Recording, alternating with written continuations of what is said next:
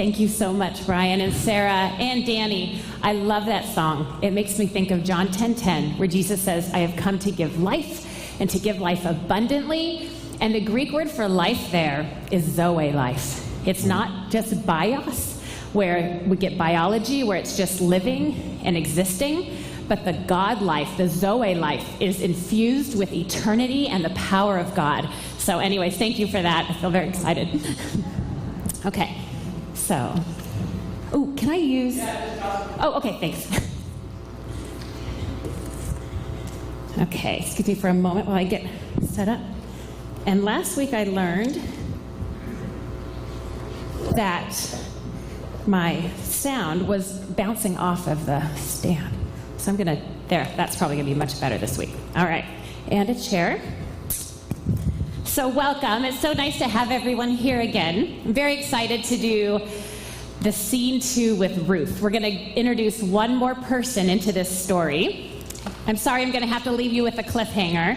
I'm just gonna keep doing that until Pete's back, so, so hopefully you'll forgive me for that. But this is a really fun part of the story. It's all about returning home. And I don't know about you, but returning somewhere is always really interesting. I just moved back home, in a sense, for the first time in 20 years. And yesterday, I had the beautiful privilege of going to a place I spent a lot of childhood days. A friend and I grew up across the street together. Her name was Vanessa. We met when we were like 2 or 3, young, like on Joseph Court. And we would pretend we were cats. We would eat cat food together, the wet kind of cat food. And I will confess that I still like the smell of it, but I don't eat it anymore. I know, some of the weird quirk things, right? And so we just had lots of childhood memories. So their family moved when she was quite young up to Angwin, to this huge, beautiful property of 120 acres. And we got to go visit her childhood home that her parents built. And I would spend weeks there every year, summer, winter. We had 120 acres. We'd pack sandwiches and run around and pretend all sorts of things. We got to see the lawn where Barbie had her big wedding, you know. So I got all the Barbies out and all the, motor home things, all the toys we had, where Barbie ran over the cliff with Ken and lost her head. But then Dr. Awesome, of course, like every good soap opera, put it back on and she was ready to go in her plastic heels the next day. The pond where we would swim and catch frogs, and she would actually kiss them, and we'd hope they would turn into Prince Charmings, and they never did. So it was such a treat to go. And the owner now, Dino and Corey, let us go through the whole house and to see all these memories and even every bit, the decks and the pool. And it's now a winery. It's been parceled off. They have 60 acres. It's called Cimarosa Winery. And to get to see the barn, and it was such a delightful day. So for me to go to this place, so many good memories. And it was such a gift to get to do that. And like me coming home here, lots of memories. But for my husband and my kids, it's like, oh, this is a new place. They don't have that kind of like deep-seated memory as I do. So it's been interesting watching that as we're going through the book of Ruth, because for Ruth and Naomi, it's going to be a real similar situation. And I'll recap in a minute about where we were last week in case you missed, and I'll do that next week as well. But for Naomi, they're returning to Bethlehem, familiar place for her. For Ruth, brand new. She knows no one. And I think many of our stories are going to connect with Ruth's story. Like I mentioned last week, many of us have felt like we did not belong, like we're outsiders. And I'm just going to say this up front, there are no outsiders with God. You are all his kids. And so if you've ever felt like I don't quite belong in a church group, or I don't know this or that, or I never have felt a part of something, know that you are a part of something, that you are loved. No matter what you've done or haven't done, like we all come to a place of just being deeply loved and forgiven in God. So, but at the same time, we all struggle with that, I think, at times. Sometimes we have an interesting view of ourselves. And I'm going to take us through that a bit with Ruth, because she sees herself one way, and there's someone in a position of power that is going to see her a little bit more clearly how God sees her. So in this story, there's an intense season of waiting. She trusts God, Ruth does, and takes very intense risks to do something new. She was blessed by her faith and actions.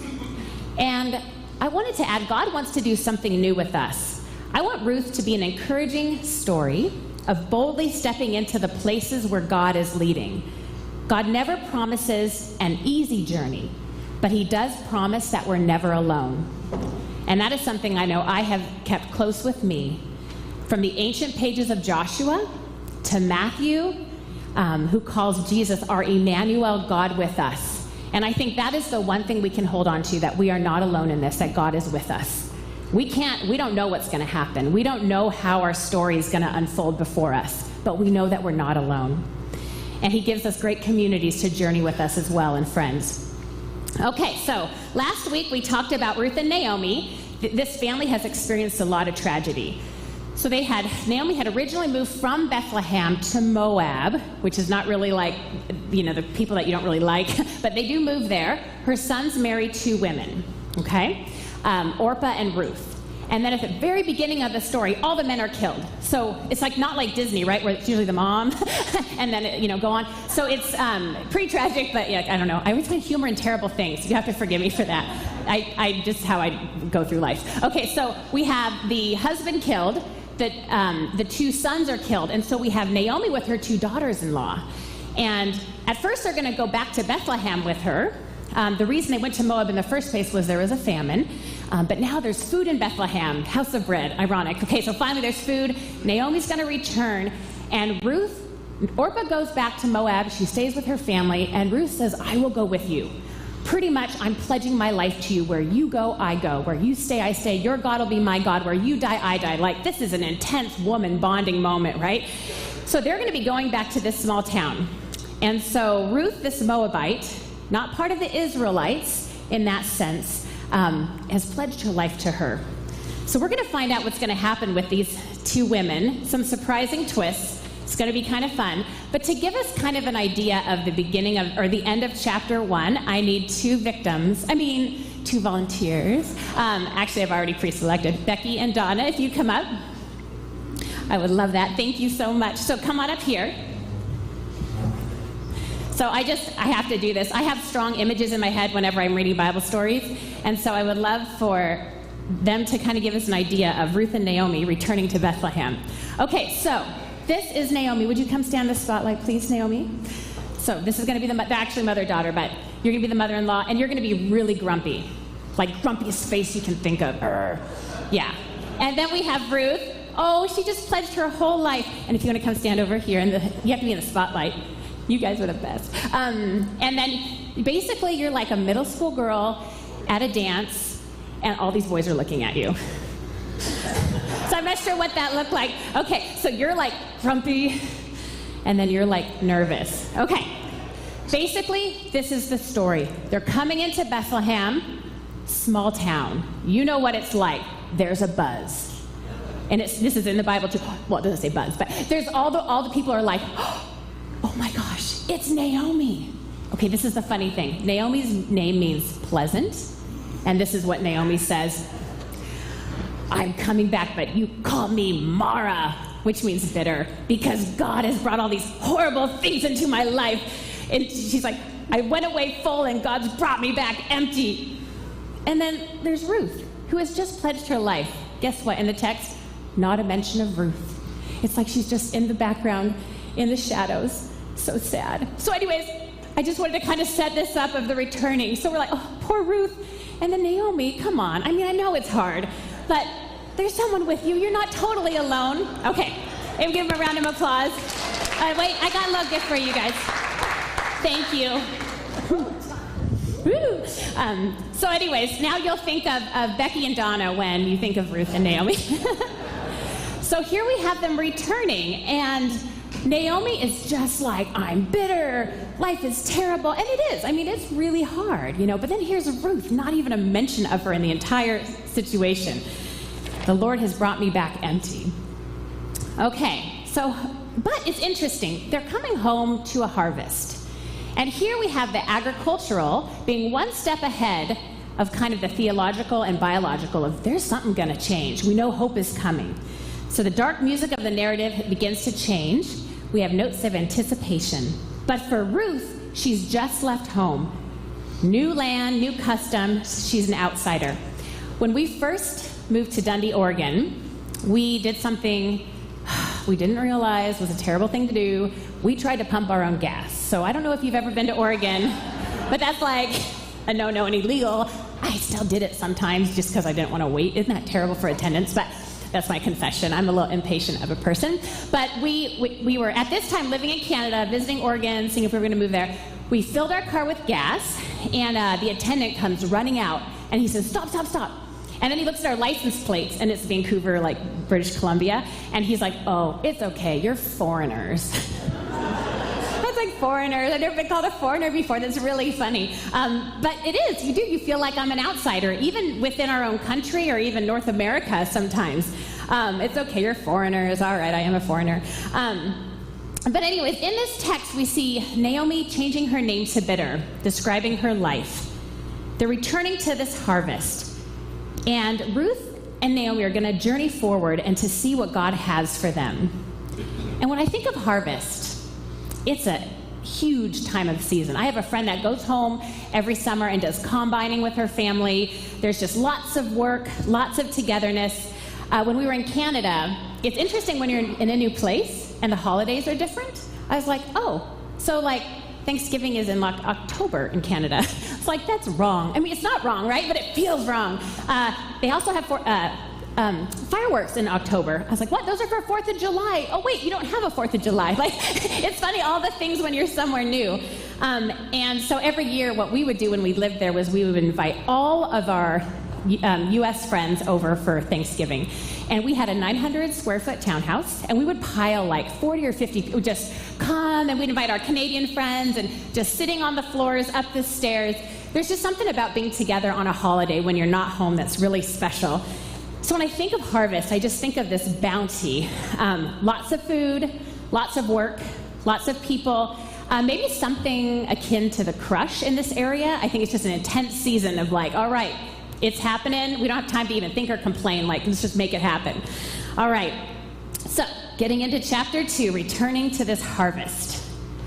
Now, Naomi, I'm going to read from here. You can just listen or read if you want to as well. But now, Naomi had a relative on her husband's side, a man of standing from the clan of Elimelech, whose name was Boaz. And Ruth the Moabite said to Naomi, "Let me go to the fields and pick up the leftover grain behind anyone in whose eyes I find favor."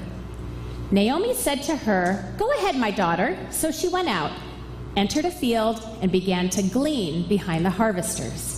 And this was what a lot of those that were in need could do. And according to Levitical law, that they could go and glean at the edge of the harvest field. It was a way to provide for those who were in need.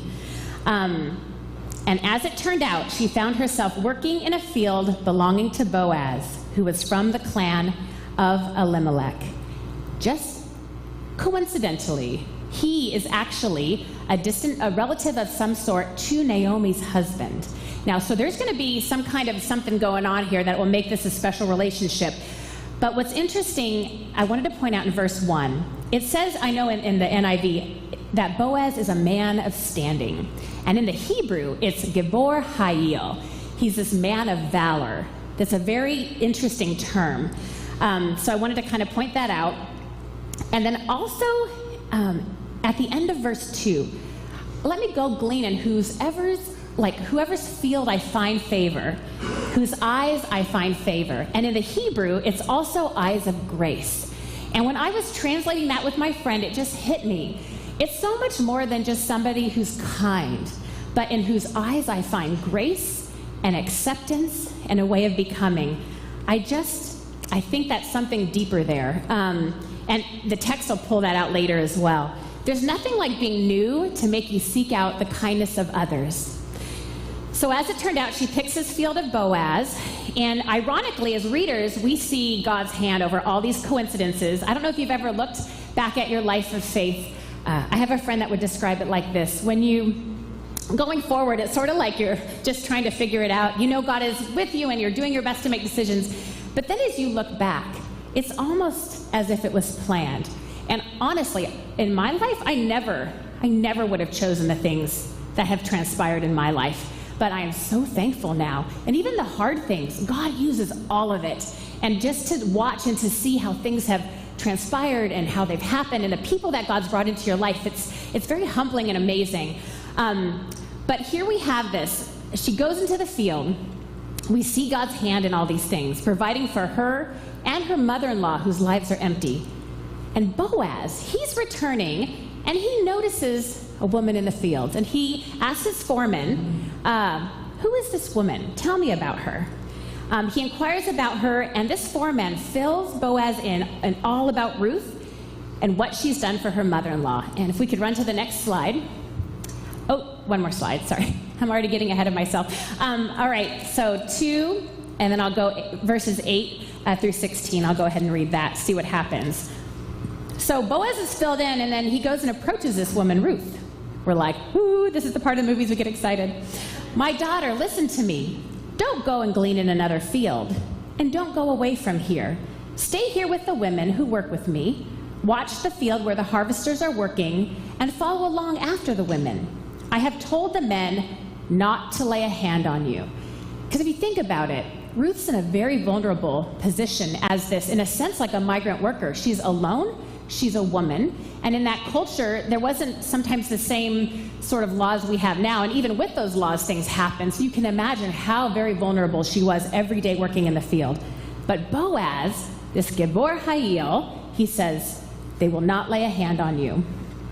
And whenever you're thirsty, go and get a drink from the water jars and the men have filled. So not only is he providing protection, he's providing sustenance for her in her workday. At this, she bowed down with her face to the ground. She asked him, why have I found such favor in your eyes that you notice me, a foreigner? So she sees herself as something other. I'm not like you. I'm not like your people. I'm a foreigner. Boaz replied, I've been told all about what you've done for your mother-in-law since the death of your husband, how you left your father and your mother and your homeland and came to live with a people you did not know before. May the Lord repay you for what you have done. May you be richly rewarded by the Lord, the God of Israel, under whose wings you have come to take refuge. May I continue to find favor or grace in your eyes, my Lord, she said. You have reassured me and have spoken kindly to your servant, though I do not have the standing of one of your servants. At mealtime, Boaz said to her, come over here, have some bread, and dip it in the wine vinegar. She sat down with the harvesters. He offered her some roasted grain. She ate all that she wanted, and there was even some left over. And as she got up to glean, Boaz gave orders to his men, let her gather among the sheaves, and don't reprimand her. Even pull out some stalks for her from the bundles, and leave them for her to pick up, and don't rebuke her. So it's not only letting her glean, it's providing for her, and then even extra. But I don't want to embarrass her because I know this is a really hard situation she's in. So like anonymously, let's send a check, or let's just help them through this difficult time. This huge gift. So we see Ruth's like identity in this. At first, I'm a foreigner. I'm not even one of you. And then she says, I'm even less than a maidservant. So in a sense, she's like, maybe I'm a little bit okay, but I'm really not. And then I am Ruth, your servant. She's just really putting herself like, I don't see myself as much of anything. And what's interesting, Boaz, in the beginning of chapter 2, is a Gibor Hayil, a man of valor, a man of strength, sometimes translated wealth, upstanding. And later on in chapter 3, Boaz says to her, you are a woman of valor and a woman of strength. He is a man in a high position in the community with some power. And he sees what she's made of. He sees what she's doing, and he won't let her stay in that place. And I love that, because I think often we feel like Ruth, in a sense, like we are not good enough. But you know what? God loves us. And sometimes we're in positions of power where we can say to someone else, you're worth it. You're a child of God. You absolutely matter. And we see this in this movement in the book of Ruth. So she feels like this outsider, asserts she's less in her identity. But God knows more. Boaz even sees this. Without resources, She's impoverished, destitute. She could be really easy to overlook. And I know I've been in places, I can't say like that, but where I feel, wow, life didn't turn out how I thought it would. I feel kind of, But then people journey with you, and they were like, God is with you. Like, just wait, just trust. And I love how the Hesed, and we talked about this last week, the loving kindness of God shown in community reminds us who we really are. So Ruth comes home, and her arms are filled with grain. She comes back, and Naomi is like, wow, how did this happen? And Naomi says to her daughter-in-law, may he be blessed according to the Lord, who has not left his Hesed with the living and the dead. This man is our close relative. He's a kinsman redeemer. And so a kinsman redeemer in that culture is someone who had a connection to the family, who could restore family land. Land was part of their identity. The kinsman redeemer role was to take on the family, and in doing so, the land would remain in Naomi's family. So this is a costly thing to do. But you're honoring those who have died, who cannot care for the living. So you see this mother-in-law, her wheels start turning. She's like, okay, this Boaz, he's a kinsman redeemer. Her plan starts concocting. She tells Ruth that Boaz is someone that could fulfill this role. There's a flicker of hope in Naomi's eyes. And I could imagine Ruth being like, what? I don't know what you're talking about. What's going on? But Naomi starts to think maybe life won't stay bitter. Maybe it won't remain empty. So I'm going to leave you with this cliffhanger right here. When mother-in-laws get involved. No, I'm just kidding. But actually, okay, I always find funny things in the Hebrew text that I don't think they're intentional, and I love my mother-in-law, so it's not, but at the end of verse 2, this is the sentence. This is it. And she lived with her mother-in-law. It's like the narrator is like, don't forget, she's still with her mother-in-law. I'm like, why did they have to put that in there? We know who Naomi is, but anyways, I find that really funny. But in Ruth, we have this Hesed of God, this loving kindness.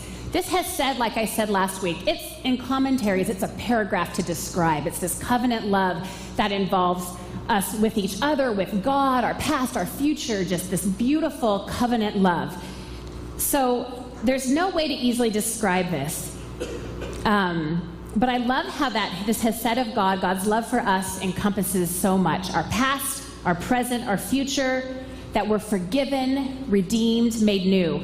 How do we put that into words? And I just wanted to kind of end with a short story, and then one of the ways in which I think I approach life, in a sense, and my story, and I don't know, and I thought today it might be helpful for you as well, and I'll share a couple verses at the end. But a friend of mine in Canada, Esther, showed me what this meant. And I think we need the next slide. And these are just, quickly some thoughts. In this space, who are we becoming? As I mentioned last week, wherever we live, the word to live and to be in Hebrew is the same. And I thought, wherever we're living, we're becoming. And that's just, I just love that image. And then this Hesed of God is what transforms us. And having eyes of grace for one another and knowing God's eyes of grace for us in community, I think is so transformative. So here's the story. We were waiting in Canada, and we were in a really long waiting period. For some of you, if you've been in between things, waiting is hard. You start to question everything, like, did I make the right choices? Was this right? Everything. You just get very disoriented. And I had this friend who just knew how to be with me in this season. And she would say, let's just go sit at the beach. We don't have to talk. Because I don't know about you, but when nothing's happening for a really long time, it's almost exhausting to have a conversation about it. People, how are you? Oh, it's the same. I don't know. It's like, still waiting, So she just was like, you know what? No, you'll let me know if something's happening. Let's just go sit. We don't even need to talk. So we would just sit on the beach and be silent together. We didn't need an answer or a reason. She wouldn't force one. She stood by me and she watched and waited with God for me. And that year she gave me this beautiful gift. It was an ornament with the year 2007, this little silver ornament. And she said, next Christmas you will be somewhere. Well, thank goodness it did happen. But, Canada would kick us out, so we'd have to be somewhere. But next Christmas you will be somewhere.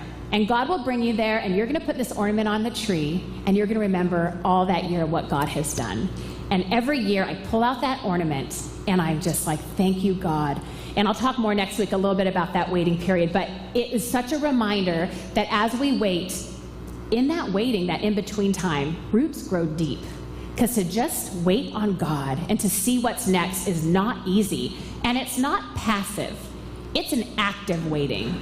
We're praying, we're hoping, we're expecting, going through sometimes periods of not praying because it's getting really frustrating to pray about it, but it's this active waiting. And then when it starts to happen, we start to see God put those pieces together for us. And during that time, then we were in Oregon next, and I put that on the tree, and I thought, wow, to think of how God opened up all those things.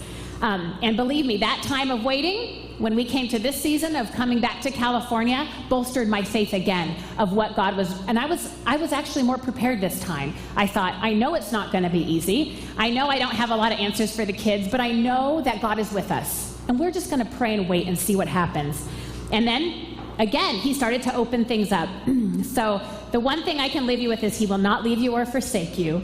And my friend Esther reminded me of these truths. She had eyes of grace, reminded me of who I was, because we forget who we are in those seasons of disorientation, don't we? We start to feel like, what's wrong with me? Am I just a loser? I don't know. But then you have friends that say, no, and you know what? Like, I know you. I'm going to be with you through this. Reminded who I was, who God was. And that's why community is a really important place to journey with safe people. And that's where we have Ruth's story, right? They didn't know how the end was happening. And even where I'll leave you at the end of next week, there's a lot of cool stuff that happens through the rest of the Hebrew narratives with this family that Ruth never even saw. But at the same time, our stories are as well. They're unfolding. And we can trust the God of Scripture, the one who sent his one and only Son to be our Goel, our Redeemer. He promises that all who believe are forgiven of every sin. We become part of God's family, the new Israel. We're not alone. We are part of the great narrative of God's redemption. What is empty becomes full and is becoming full. By coming to Jesus, we are becoming who we are meant to be. And as we are forgiven, we're able to forgive others and have eyes of grace for one another. And do you know that God has eyes of grace for you? His gaze is one of absolute love and kindness. So to wrap up, I'm just going to share a verse of a really formula. That time in Canada, that waiting, like a lot of stuff. But a friend of mine, Altair, at that time, told me, God is writing the pages of your story. And I don't know about you, but when I feel like I'm in charge of my story, it gets crazy. I get really intense. I'm like, oh, I want to make things happen. I'm not patient. Come on, God. We got stuff to do. And God's like, so it was just such a great idea of like, wait, I'm not in the driver's seat. Like, God's got this. That he's writing the pages of the story, to not be anxious, but to look to him. So one of my favorite verses is Hebrews 12, 1 through 2. And this is what it says. Therefore, since we are surrounded by such a great cloud of witnesses, let us also lay aside every encumbrance and the sin that so easily entangles, and let us run with endurance the race set before us, fixing our eyes on Jesus, the author and perfecter, or it's also the author and finisher of our faith, who for the joy set before him endured the cross, despising the shame, and sat down at the right hand of God. And this is something I'm coming to learn, is how powerful that cloud of witnesses is, the communion of saints, those on earth with us now, and those that are now with Jesus. I can imagine them cheering us on in our lives of faith. Stay faithful. It's worth it. You can do it. And this has actually helped me live some of the harder parts of my journey, is realizing it's us, but it's us. Like, there is a whole lot to this. There's so much that we don't know to expect that it's good waiting for us. So when I feel a little bit suspended and in midair and remembering that, those cheers I just imagine, like, just to hang in there. It's worth it. In Paul's letter to the Philippians, I'm going to jump to a couple things, but this will make sense in a minute. He writes from prison. I'm sure he didn't plan on that happening, but he got a lot of writing done. A lot of the New Testament is really helpful. So, and that's where I just love, because like, if Paul could have chosen, he would have kept planting churches. He would have kept talking to people. But God's like, we're we're taking a detour to this prison and that prison, and then it gets a lot of writing done. So sometimes I think it might not be part of the plan, but God, in his great wisdom, things amazing can happen even in dark times.